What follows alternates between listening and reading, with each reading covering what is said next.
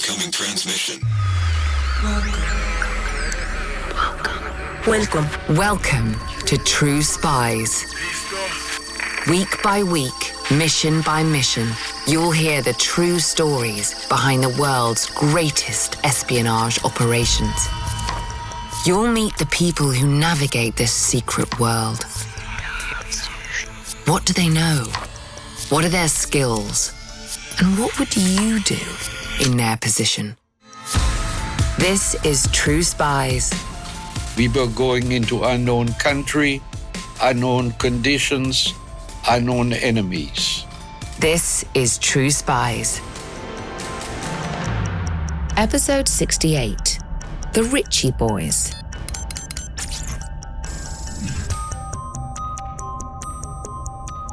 It's the 9th of June, 1944.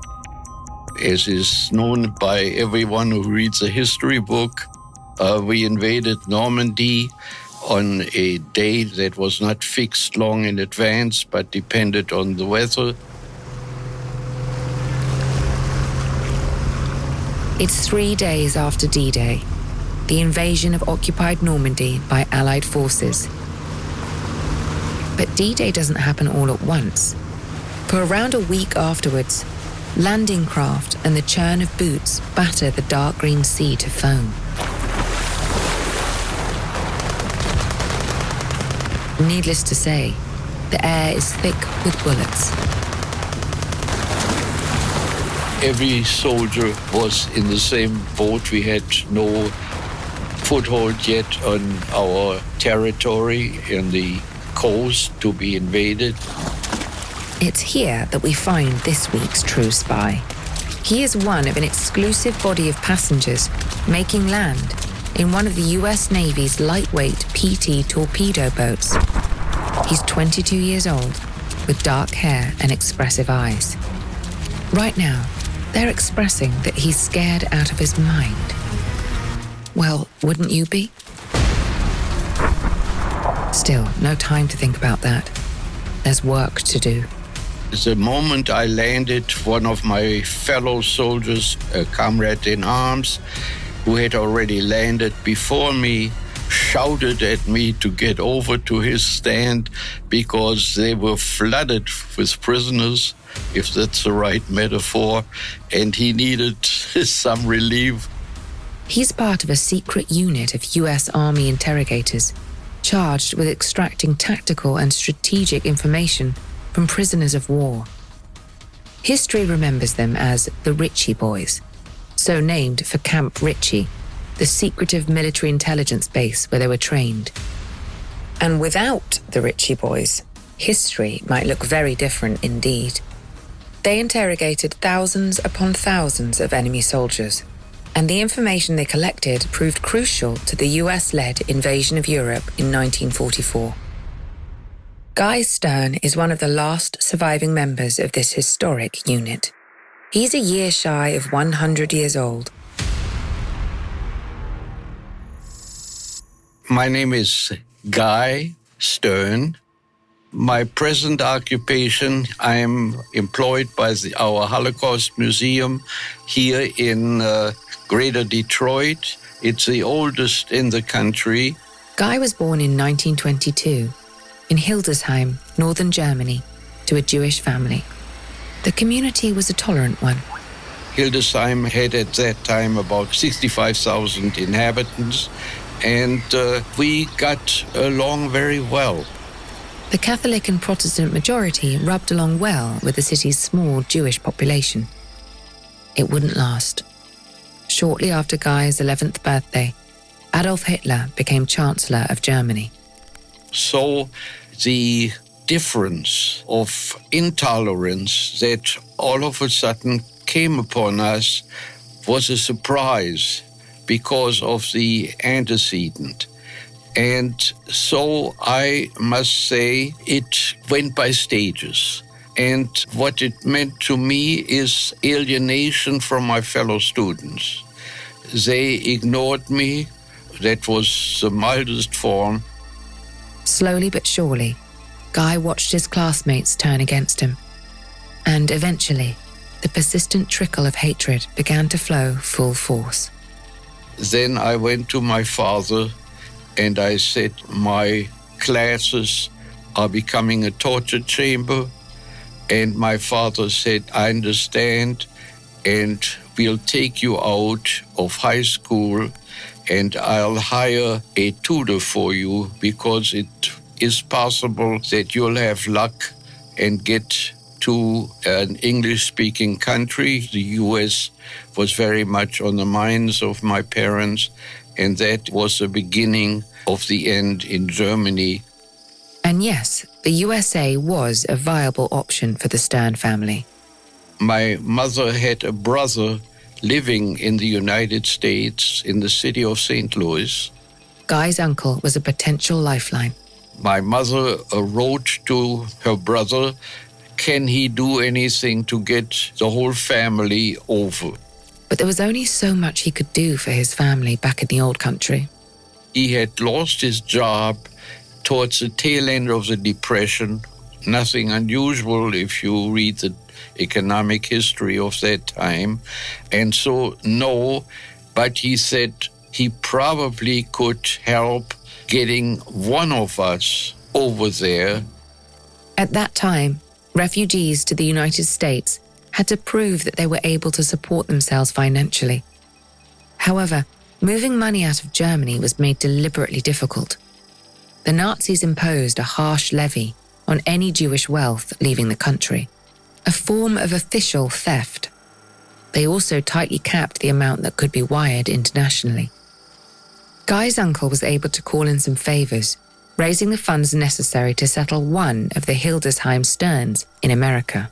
And the choice that my parents made was to point to me, a 15-year-old, saying, if you get over there, you possibly can make some contacts to enlarge our circle of benefactors. It was a colossal responsibility for anyone, let alone a teenager.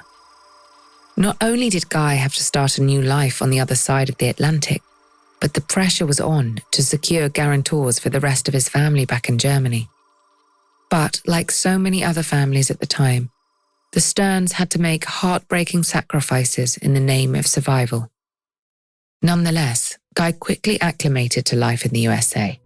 He enrolled in a local high school in St. Louis and naturally gravitated towards the school paper. His talent for language and his ear for a scoop would serve him well in the days to come. In June 1939, he graduated from high school and attended St. Louis University.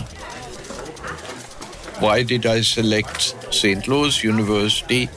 Because it was opposite a restaurant where I, by influence of one of my high school teachers, had secured a job, high-standing job as a busboy. I chose a university where I could run from my duties at the restaurant right to my university classes. It was in the halls of St. Louis University that Guy was exposed to the recruitment posters that plastered walls and message boards in the wake of Pearl Harbor. Barely out of his teens, he was keen to join the fight against the Axis. He contacted a recruiter for naval intelligence.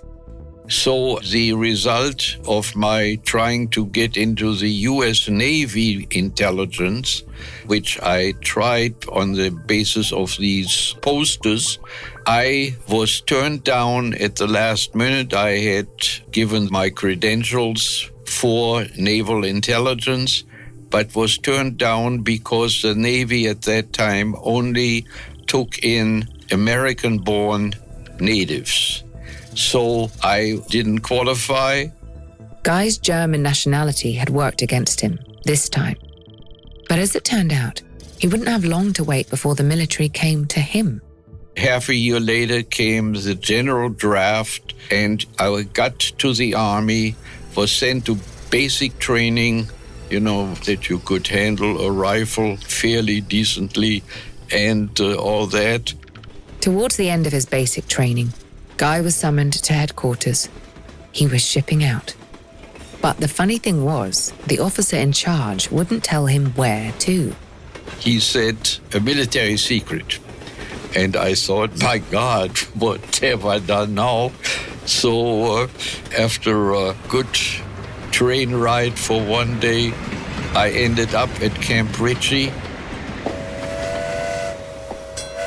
which was labeled with the abbreviations MITC, which we quickly nicknamed from its legitimate interpretation, Military Intelligence Training Camp.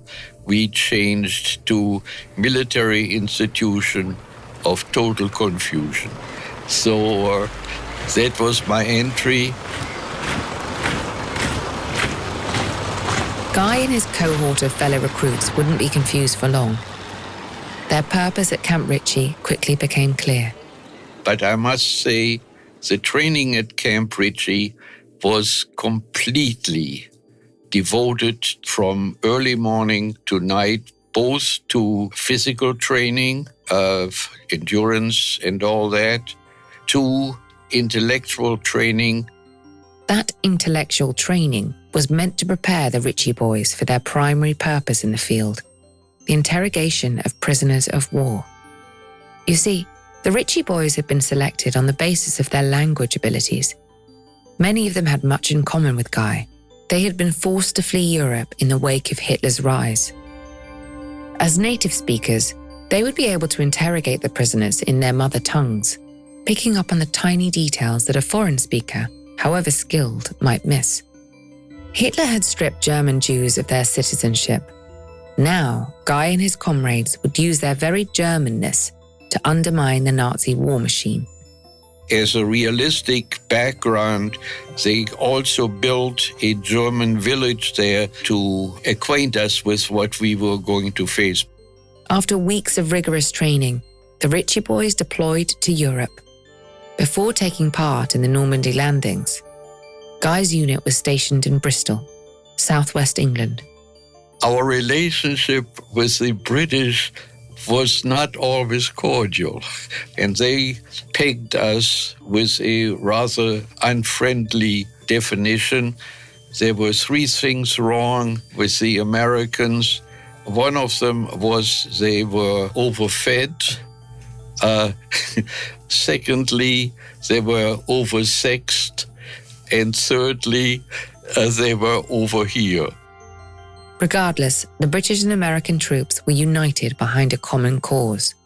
Beginning my first assignment when we got to Bristol, which incidentally was one of the main points where the invasion was being planned, in huge rooms where all the high-ranking officers assembled. In the UK, the Ritchie Boys became a cog in the vast machine that was the preparations for D-Day. We had one specific task at first to map out the succession of bivouac areas for us as we would hit out of the Normandy beachhead and head towards France, towards interior France. That's where we did our job, and it was the Clifton High School where we had taken over in Bristol. We learned all about the latest methods in intelligence work, ranging from interpreting maps to interpreting printed sources where, let's say, a seemingly innocent little revelation came to our eyes, and we saw exactly the significance and extension that we could make out of a small bit of information. And then, before he knew it, it was all hands on deck. We're back where we started, hurtling towards German machine guns through the dark water of the English Channel. Guy barely has time to acclimatize to the chaos before he's called over by a colleague. The Allies have taken a prisoner, and he needs a serious talking to. And the venue for this conversation? The cage, a makeshift interrogation room crudely erected in the sand and mud. It was very primitive at first, just barbed wire that surrounded the prisoners in captivity, so to speak. and one was for German officers, one for German enlisted men. The prisoners slept like we did often in the mud.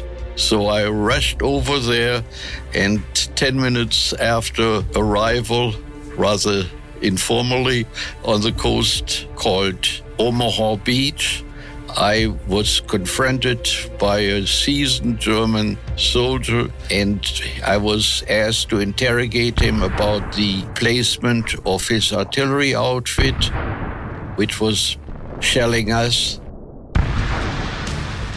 That's right. This is happening under heavy shelling. Can you imagine the pressure? But Guy has to keep his head. He listens to his training. He interrogates the prisoner. But the German artillery soldier isn't interested in talking. He knows his rights. He proved to be very recalcitrant in giving information, hiding behind the Geneva Convention. According to the Geneva Convention, a prisoner need only provide their name, their rank, and their serial number. It's a useful thing to know. I was resigned to failure when suddenly a shell came over.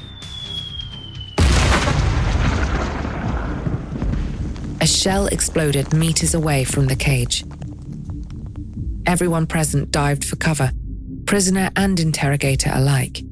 We hit the ground, and I immediately got up after that shell had landed, and that must have turned the tide, because he must have reckoned that I was a particularly brave man to get up that early. You see, by virtue of his profession, the artillery soldier was aware that one shell was usually followed by another. Why? To mop up the survivors, of course, and to take out any medics who dashed onto the scene. Guy Stern, on the other hand, did not know this. Fresh off the landing craft, he was quite literally still wet behind the ears. But the German didn't know that Guy didn't know. And so when he took to his feet seconds after the first impact, the young US soldier gave an impression of tremendous bravery. Suitably cowed, the German decided to talk. And after that, I was on my road to interrogate him, and after him, thousands of prisoners, until we met the Russians at Torgau in Germany, and peace was declared. But let's not get ahead of ourselves. This is 1944, remember. The final and most decisive days of the war are yet to play out. For Guy, they began with a promotion. Now, the officer in charge, a captain from Texas, Captain Rust, selected me to be in charge of this survey section, which meant that I consolidated all the information from all the members of buddies that were assigned to the survey section. As head of the newly founded survey section, Guy would draw on many of the skills he picked up before the war. It was like what I had learned in college and high school, how you give a summary of information you had, like a term paper or a semester paper. Now the sources were different. Human beings as opposed to textbooks. But Guy took easily to his new role. During his time in Europe, he would go on to interrogate thousands of prisoners, pumping them for critical, tactical, and strategic information. We'll let Guy unpick those terms. I'll start with tactical. Let's return to that first artillery soldier. That was really tactical information. Where was this artillery unit of this German sergeant stationed? How could we take countermeasures against their artillery and mortar firing? It was warfare as intelligent, lowercase information that would immediately lead us to a desired outfit of the Germans that was opposing us. Strategic meant that in the pursuit of our warfare, our superiors had mapped out our advance, And so something far away might be on the map that we would know the defenses, the ground defenses, air defenses of a certain city that was on our route of advance. So that was a strategic look at our planned warfare. So, in essence, tactical intel is up to the minute, edge of your seat kind of stuff.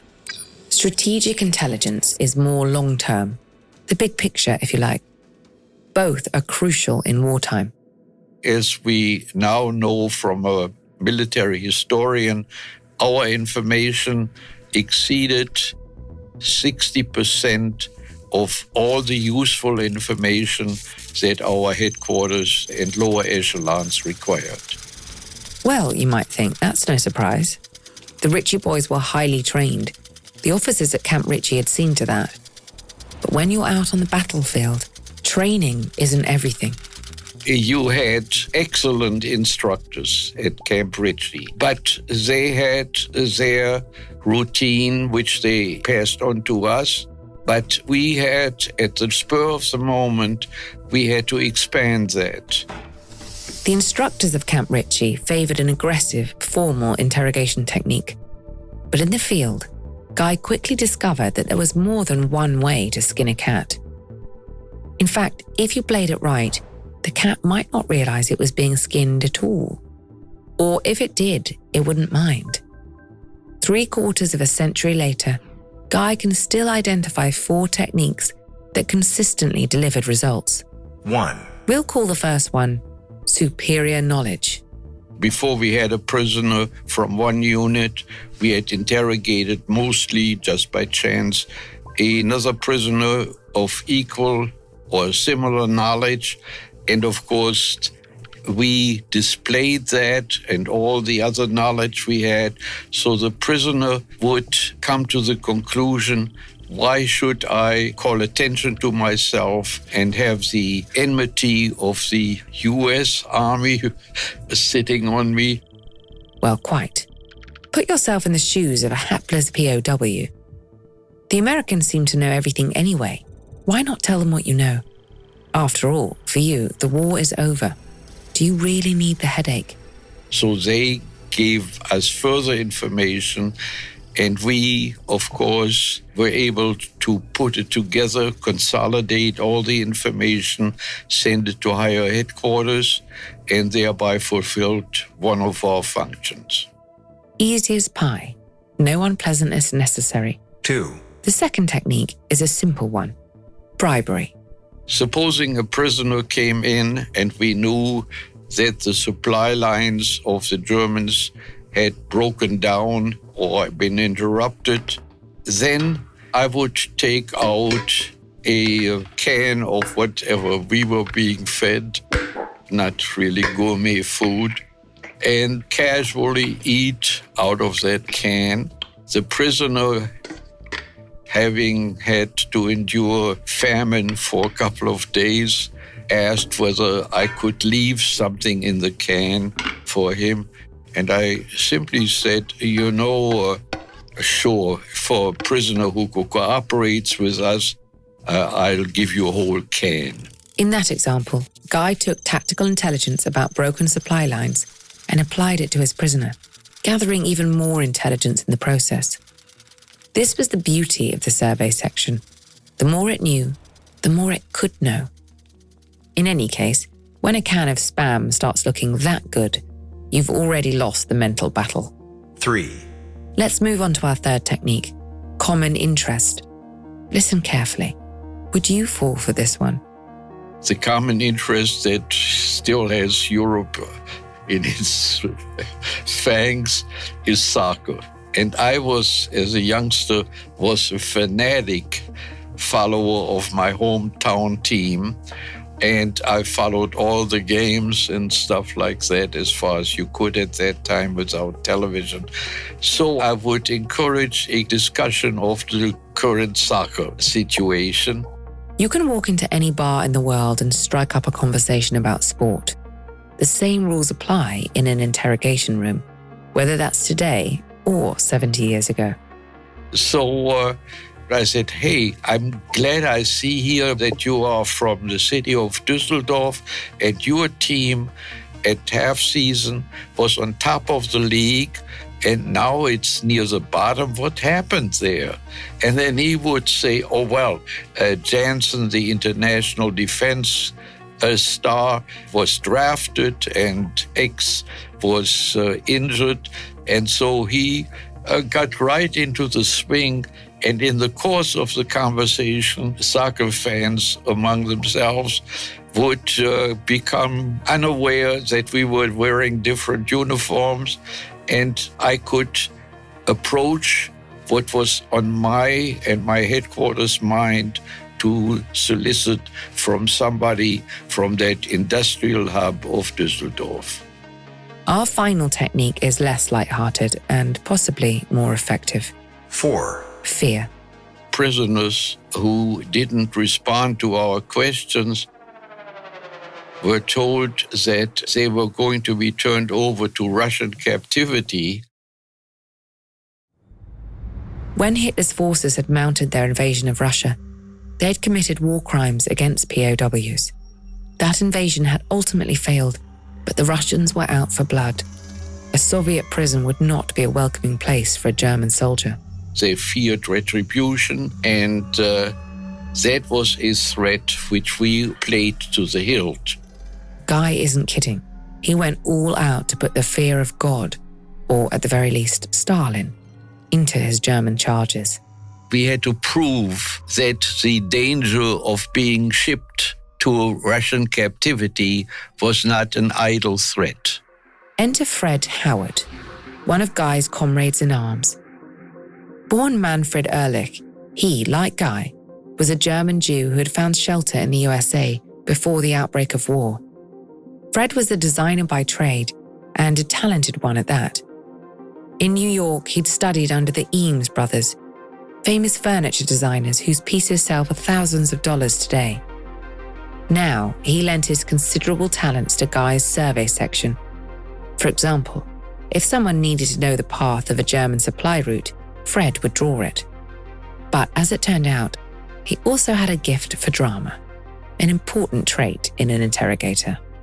And so we became a team, Fred and I, and he became, when we interrogated, he became the soft-hearted, good-hearted, running over with the milk of human kindness kind of American, and I became the hard-headed, nasty Russian with a Russian accent borrowed from an American comedy show that I had watched when I was still a civilian with my aunt and uncle. Yes, that's exactly what it sounds like. Good cop, bad cop. And to play the part of the hot-headed Russian, Guy spared no expense. And so I had a Russian accent in my German, and the realistic outfit, the uniform, the medals, and my accent convinced him that I was really what I pretended to be, Commissar Krukov, a name that was later translated for me because it meant Commissar Hook. You did not want to make Commissar Krukov angry. So Fred would start, and the prisoner would just say, I don't have to answer that. The Geneva Convention only requires name, rank, and serial number, and that was that. Then Fred would say, I feel so sorry for you. I see you have just started a new family, or you have a very good job in civilian life in Germany. Much of that taken from documents that the German carried with him. And, you know, I hate to tell you this Russian is horrible. And the prison, what I hear sort of from that prison where they incarcerate prisoners of war, it is frightfully primitive and people die there. Nice guy Fred Howard has laid the groundwork. By now, the prisoner is sweating. Who is this Russian anyway? He called the prisoner over who had been turned over to this horrible Russian me, and I had a fit of anger for some reason or other at the prison, saying to Sergeant Howard, "What kind of a specimen are you giving me? He won't even make it halfway to the salt mines." Confronted with the fury of the ersatz commissar, most prisoners would shrink away. And why wouldn't they? Even the Americans seemed shocked by his brutality. Fred then said, "Look, I just hate what you are doing. That's not the spirit of the Geneva Convention." Disgusted with his Soviet colleague, Fred moved to take the prisoner away, back to safety. And the prisoner would follow or come closer to Fred, and the Russian would have another fit. "This is my prisoner, and this is Russian soil." You know, that kind of thing, in German, of course. Now your prisoner is ready for the killing blow. Killing with kindness, of course. So Fred would say, "Look, give me some information, and I can tide us over." And of course, that what became a very full-fledged interrogation that Freddy then staged. Sometimes, of course, the prisoner would be so terrified of Commissar Krukov that he'd simply spill the beans on the spot. After all, German POWs came in all stripes. By no means were they all committed Nazis. And towards the end of the war, many enlisted men became disillusioned.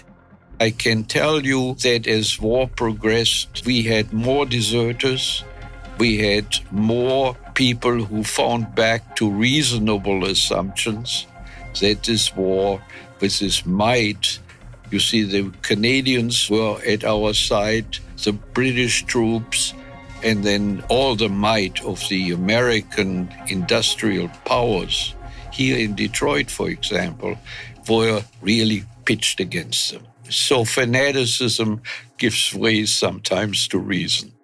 Which isn't to say that American morale was always sky high. In times of unimaginable stress, a little levity went a long way. In 1944, shortly after the Allies had sustained heavy losses in the forests of the Ardennes, Guy was tasked with lightening the mood. No easy feat. Captain Cann, Guy's then superior, summoned him and a colleague, one Sergeant Hecht, to an informal meeting. Cann held up a piece of paper. The British, he said, had made and circulated a parody of one of the Ritchie Boys' intelligence reports. In fairness, those reports did contain some peculiarities. For example, we had some people whose command of English was mitigated by them feeling that they could just translate German into English, syllable by syllable, and that came out with such wonderful reports. So Captain Cann was laughing and he said, "Look, you two fellows, you can do something funny too." And we simply said, "Yes, sir," because that's what you do. Guy and Sergeant Hecht were stumped. Feeling at a loss, they walked back towards the interrogation tents. Then, inspiration struck. There was a prisoner standing there, moving awkwardly, one leg and the other. The fidgeting prisoner was waiting to be interrogated. But before the ordeal began, he had one request. Could he use the bathroom?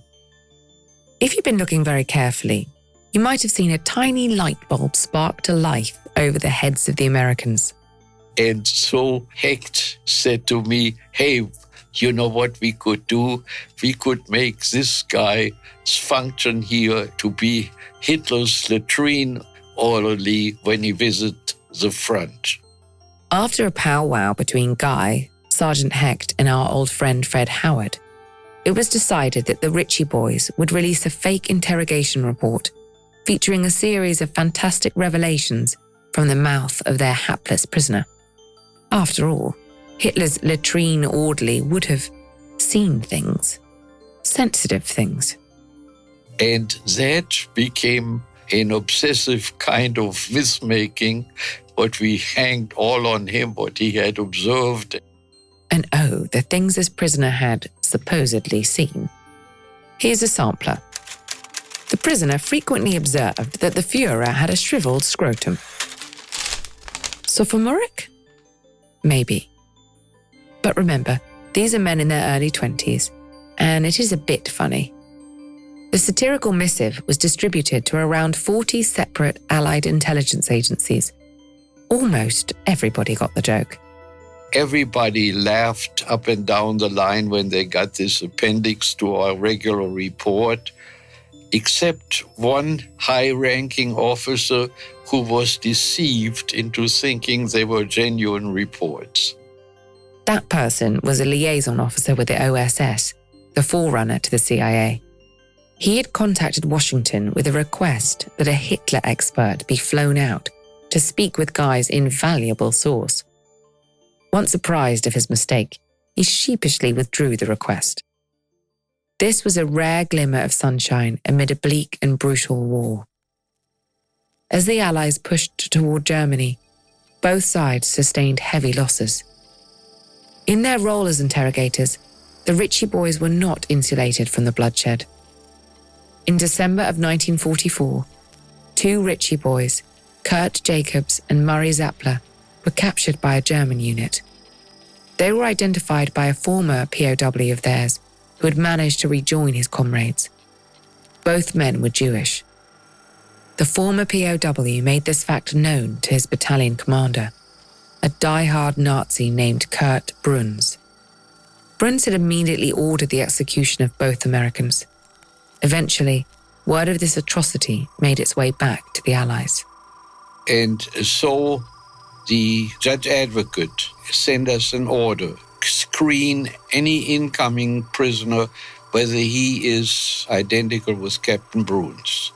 And when the Germans came in on the trucks, we sought out someone with the characteristics of Bruns, with his description that we had from members of his unit.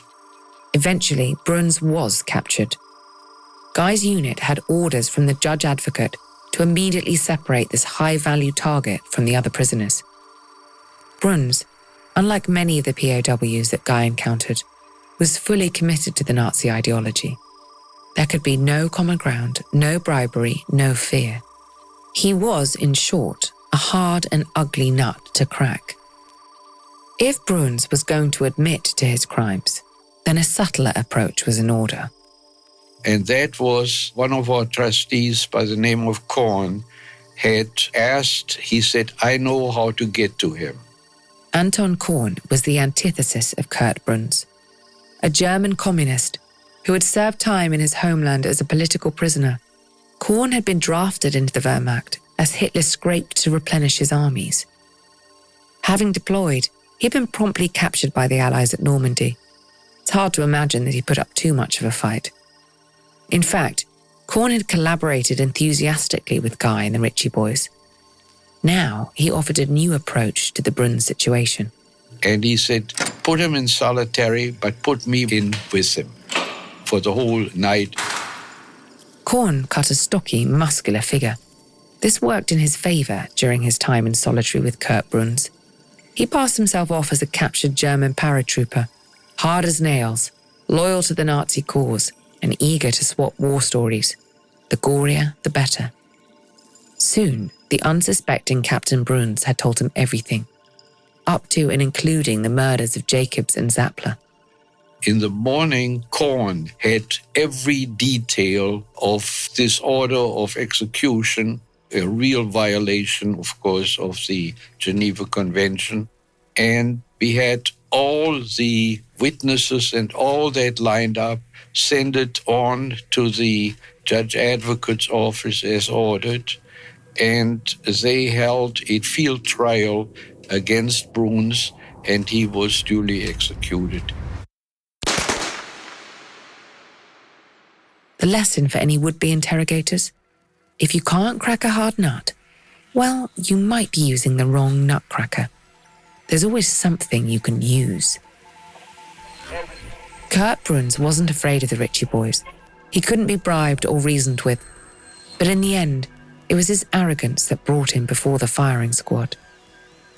Dealing with monsters like Bruns was all in a day's work for Guy. As 1944 turned into 1945, hundreds of prisoners passed through his tent. As a younger man, he'd been squeamish. He wasn't anymore. But as the Allies began to push the Germans back to Berlin, fresh horrors began to emerge. First of all, I have to tell you our orders were to get tactical and strategic information that was directed what could we do to further the war goals. That was our task. It was not to follow up on war crimes. So that was not our assignment. Remember, Guy's priority was to gather intelligence that would win battles for the Allies, nothing more. But as the war came to a close, the Allies began to liberate the Nazi concentration camps. The Ritchie Boys turned their attention to the camp guards, doctors and other employees who had facilitated the slaughter of millions, including 6 million Jews. More than 75 years later, Guy vividly remembers what he saw. I walked in and I got my vis-a-vis from the military police, a hardened, battle-tested sergeant. And I said, Hadley, that was his name, from Steubenville, Ohio. I said, let's do this together. Let's walk through this camp. And I started walking in step with Hadley and then fell back as I saw these emaciated people, living skeletons, and the horror written on them and the filth and all that. I saw that. And I couldn't help it. I had seen war by that time in plenitude. And I started to cry. So I fell back and Hadley looked around. Where the hell had I been? I looked at him and he was as shattered as I was. He was crying as well. It is strong. He was my thermometer for bravery and all that. And both of us being taken and seeing what horror people can inflict on others. Finally, the war in Europe ended in May 1945. Before returning to the States, Guy made one last trip to his hometown, the wreckage of Hildesheim. Yes, it was the first time, of course, after that, since my immigration, I got to my hometown. And there was just to prevent making mass judgments, which are frequently, if not always, out of place. There was one family or two families that at great risk to themselves had assisted my family. Tragically, Guy had never been able to find a benefactor to fund the rest of his family's journey to the USA. He had come close, but ultimately, he had been unlucky. The last letter he had received from his mother had been sent in 1942. It bore a Warsaw postmark. Guy had seen what he had seen. He knew the odds were slim, but he had to know for sure. So I went to the one where the parents were the parents of a schoolmate of mine in Hildesheim. And I asked him, I knew he was a customs official. He had some official contacts. And so I asked him, what do you know of my family? And he said, guys that were deported have no hopes.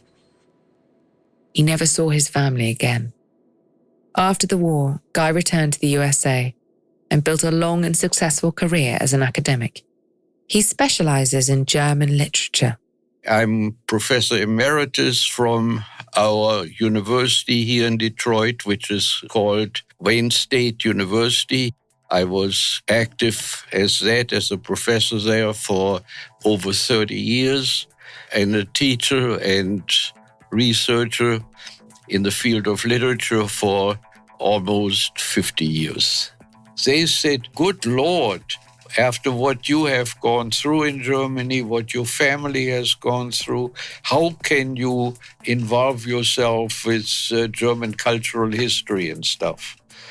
And I was not in disagreement to this day if somebody says to me, I will never go back to that country or never buy a Volkswagen. I understand that. But I think, what about the exceptions, the altruists? But yes, I don't in any way milden my criticism of the horrors that happened. That is very visceral. But on the other hand, I do not presume to make a judgment on an entire population, because there are people who were as valiant as you could hope for in a horrible situation.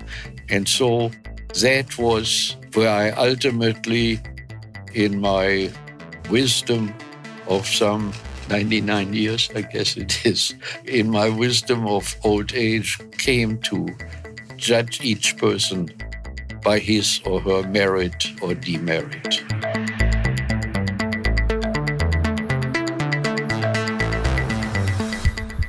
I'm Vanessa Kirby. Here's a taste of next week's encounter with True Spies.